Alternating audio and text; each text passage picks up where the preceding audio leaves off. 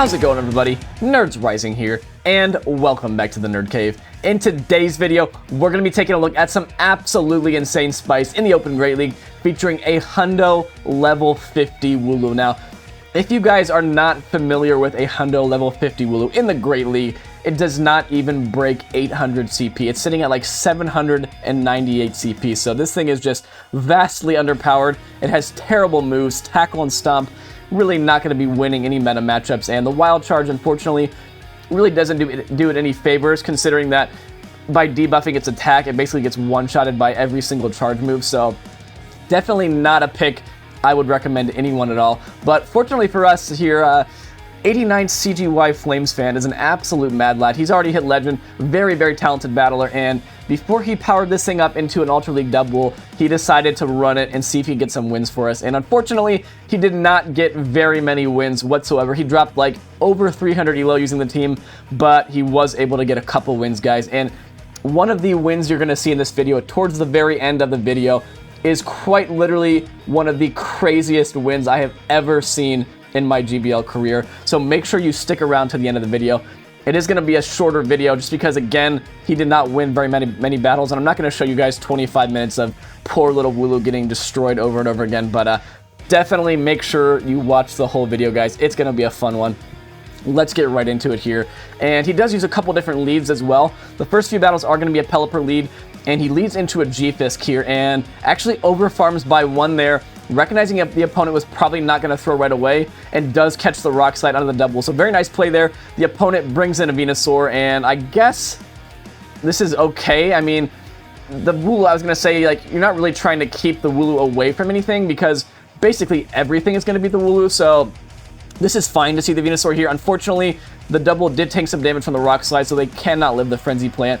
And Pelipper should be able to overfarm quite a bit here, but Pelipper just has a lot of work to do. Not going to be able to farm down. They would have made another Frenzy. Has to throw the Weather Ball here just before they make their move. And the G-Fisk does have one extra Mud Shot, so at the very least, he is going to probably outpace the two moves here, but two Weather Balls does not quite KO. And this G-Fisk still has two shields. He's already down a shield. And honestly, unless there's like a 10 CP Magikarp in the back, I know I like to say that a lot, guys, but yeah, Wooloo, I'm just not seeing what Wooloo is going to be able to take on with a 1-to-1 shield advantage. Because even if it's something like a Ghost type, like a Trevenant or a Sableye, yeah, and it's a Meganium, and I think this is just going to be GG. I don't imagine that our poor little sheep is going to be able to survive a Frenzy Plant. And look at the Vine Whips already adding up. He's already nearly at half health just from the Vine Whips. Does throw just before they make the Frenzy, and the opponent does commit the shield, and yeah, this is just game over, guys. There's just no way. Poor little Wooloo. Can you survive, buddy? No, you cannot survive, and yeah, he's going to top left there. I do not blame him one bit. That was definitely a G to the G, so well-played game there. Did everything he could do, and still takes the loss, unfortunately. Next battle, we have a Shadow Quagsire. And Shadow Quagsire is actually quite a bit worse for Pelipper than the regular, because the Shadow Quagsire basically one-shots the Pelipper with a Stone Edge, whereas the regular one doesn't quite. The Pelipper does live and can't quite get farmed down by Mudshot. So brings in the double safe switch here, and there's actually a Toxapex in the back. And again, this is just looking absolutely awful for this team right now, because Toxapex is so bulky. And double should live a Sludge Wave here, but just not going to be able to do enough damage here to even force a shield. Is it the back-to-back body slams?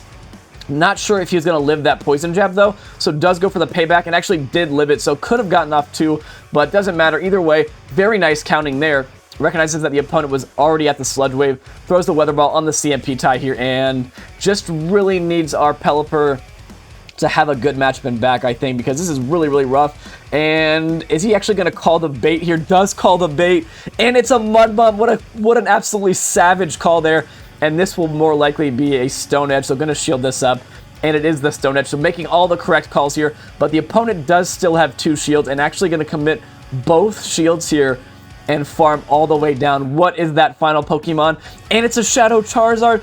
And he's actually at almost 3 Weather Balls already, so this might be doable here. We might not even need our double in the back, and I don't quite think this Pelipper is in Dragon Claw range. Is he going to make it? Yes, he does. He makes the Weather Ball, and actually going to undercharge it to a nice, and going to bring in the Wooloo, show him the Wooloo, and they're going to have to Blast Burn the Wooloo, and then Pelipper can Wing Attack down here. They do Blast Burn the poor little Wooloo. sacrificing it to the sheep gods, and the Pelipper takes the win there. So basically, Pelipper just pretty much 1v3'd that team, guys. But the Wooloo did make an appearance and made a massive flex on that opponent, and now they're probably going to go delete their game. Let's be honest, guys. I would definitely have deleted my game if I lost to a 798 CP Wooloo. So next battle, we had an Alolan Sandslash on the lead, brings in the double, and is met with a Defense Deoxys. So this is not what you want to see, but at the very least does have payback. Whereas if they had like a Medicham, Medicham can very comfortably just no-shield everything and farm all the way down. The Defense Deoxys does have to commit a shield. He does make another payback, so at the very least, gonna get this thing pretty low. And Pelipper should be able to just shield one time and farm down, unless he gets baited. If the opponent baits and then Thunderbolts, they might make two, but yeah, we're gonna see he's gonna shield it up. It is the Thunderbolt. Nice call there. And does farm all the way down. And the Sandslash does have a little bit of energy, but the nice thing is the Pelipper has already almost 2 Weather Balls, and that is a CMP tie. It'd be really great, honestly, if the opponent just lets this go, but unfortunately they do shield, and now, yeah, you kind of just have to shield it, and again, just hope that somehow Wooloo can clutch out this endgame, and the opponent makes an absolutely savage catch, catching the Weather Ball onto the Altaria, and I think this is just game over now, unless the opponent decides to maybe try to commit to the farm down, but no, they throw right before he makes the Hurricane. Very nice counting by the opponent, and now the poor little Wooloo is probably just going to get one-shotted here by a Sky Attack or a Moonblast and loses CMP. This is probably going to be the Sky Attack, but look, already well below half health. And yeah, is there something in the back, guys, that Wooloo could one-shot that's like a meta Pokemon? I'm trying to think. Maybe a Pelipper? I don't know. Somebody let me know in the comments. Does a Wild Charge from a Wooloo one-shot a Pelipper? That's my thinking there. If they had a Pelipper in the back and the Wooloo had a slight energy head start, maybe, just maybe, a Wild Charge would one-shot the Pelipper. But yeah, I don't know about that. But anyway, the opponent has a Lickitung lead here, and I'm kind of surprised actually that he's staying into this, because I'm imagining that if the opponent has a Lickitung lead, they probably have a good answer to something with a fighting type fast move in the back. Like, this double is going to get a nice farm down here, but they probably have to have something in the back to counter this. I'm imagining it's probably going to be either a Flyer, like a Noctowl or an Altaria, or something like a Medicham. And sure enough, there is a Medicham in the back. The double, at the very least, does have a ton of energy here, but this double just has way too much work to do.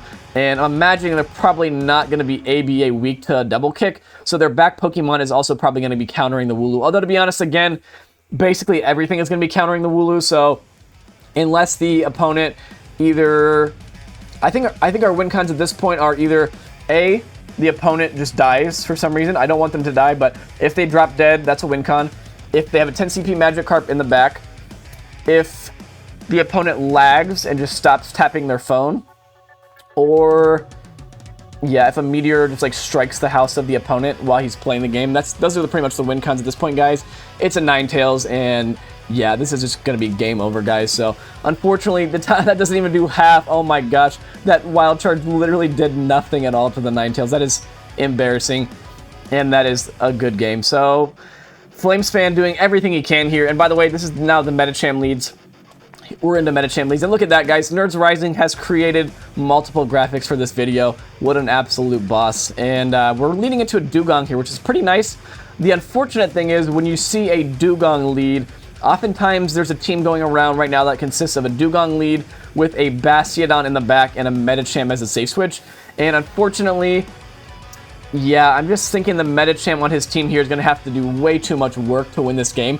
Does bring in the double. I really like this play. Knows that he has to lure out the Medicham in order to really have any chance at winning this game. So it does lure out the Medicham, but he is debuffed, so these moves are not going to be doing a lot of damage whatsoever. And unfortunately, his own Medicham is just going to have far too much to do, because it's going to have to take out this Medicham, it's going to have to finish off that Dugong, and then it's still going to have to take out the Bastiodon and back.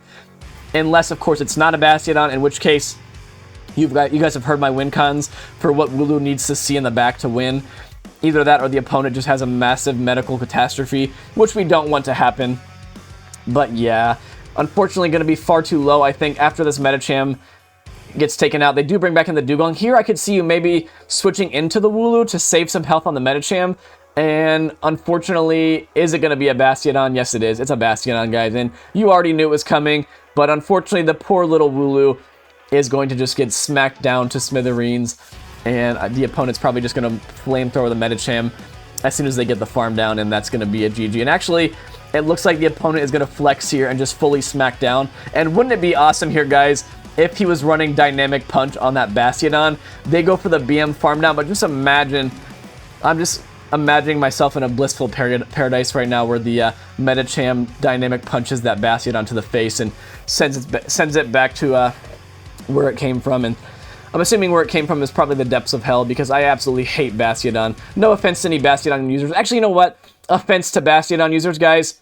I'm sorry. Offense to Bastiodon users, but makes a beautiful catch here in the next game onto the Shadow Ball, onto the Double. And unfortunately, this is still not that great for Double because he is behind on energy, and Frostlass does slightly outpace to the Avalanches. Does bait here, does get the shield, so that's nice at least, but unfortunately, I think the Frostlass can probably just match shields and win this matchup, but he is going to shield the Avalanche here, and maybe just expecting them to call the bait here since he already baited once, and they do let it go, so that's very nice. Does get to the Body Slam here one turn before the Hydro on the Swampert, and again, this is looking a little bit tricky. Does still have a pretty healthy Medicham. I think he needs the opponent's back Pokemon to be very weak to this Medicham. The Swampert did slightly overfarm there, and unfortunately, they have a Treven in the back. Can just not catch any breaks here whatsoever. And I think at this point, guys, excuse me, the win con is going to be to try to catch a potential Shadow Ball onto the Wooloo. And does get double Ice Punches, overfarms, and unfortunately, the opponent shows great patience there. They overfarm, and the Seed Bomb does over half of the Wooloo's health, and they overfarm some more. And since they overfarmed, I think this Trevenant's going to be outpacing the Wooloo here to another move. And that is going to be a good game. Unfortunately, did everything he could there, played out his win con, went for the catch, and the opponent is just a destroyer of fun. And that is a GG. And I believe we have maybe 2 more battles left. We might even be into the Frostlass lead now. I know he at some point switches out to a Frostlass lead, and yeah, here's the Frostlass lead. And once again, Nerds Rising on point with his graphics. And oh, this battle, guys, this is a tanking legend. And by the way, I'm going to pause this because the opponent is running a triple 10 CP team to tank. And if I'm Flames fan here, when I see that 10 CP Diglett, he obviously switches into the Wooloo to show him the Wooloo. I would absolutely sit here when I saw this final 10 CP Smeargle. I would absolutely sit here, guys, and make this opponent sit here for 5 whole minutes and stare at my 798 CP Wooloo. And if they want to top left, fine. If they don't want to top left, I would sit there and just punish them for tanking like that and just make them sit and look at my Wooloo. But unfortunately, Flames fan just tackles down the team with the Wooloo and gets like his 2nd win of the video, I think, against that team. So, second to last battle, Shadow A9. And by the way, I'm not trying to say you guys shouldn't tank. I know I just had a huge rant about tanking in my last video. Tanking is totally fine. I mean, I don't purposely tank, but I run spicy teams and I end up tanking. And that is, in my opinion, a fun way to tank. And I'm not intentionally tanking that way. But, I mean, if you're going to tank, you might as well at least put together, like, a fun, spicy team, you know? Like, the other day I was using Shadow Aerodactyl, Surfetch'd, and Lucario in the Open Great League, and that is an absolutely awful team. I dropped, like, 200 elo. I'm down in, like, the 2400s now, but, like, that is just a way more fun way to tank by trying to get some wins with a fun team, rather than just throwing together, like, a team of 10 CP Mons and then just, like, getting countered down or tackled down or whatever in one hit each by the whole team. And like, I don't know, that's just my opinion, guys. You can tank any way you want, but in my opinion, if you're gonna tank, you might as well have some fun doing it. But anyway, rant over. We're seeing an Azu into this double, and this is looking really rough, guys. I mean, pretty much every battle is looking really rough when you have a Wooloo, and unfortunately the opponent has a Sableye in the back, and this Shadow A9 is just going to be way too oppressive. Maybe we'll get to see how much damage a Wild Charge does on this A9. It is the Shadow, and unfortunately the opponent is a Destroyer of Fun. They shield it, and we will take this out with the Shadow Ball, but unfortunately Sableye is just going to Shadow Claw down, and that is going to be all she wrote. And now, guys, this is the moment that we've all been waiting for, the final battle. And like I said, one of the craziest wins I have ever seen.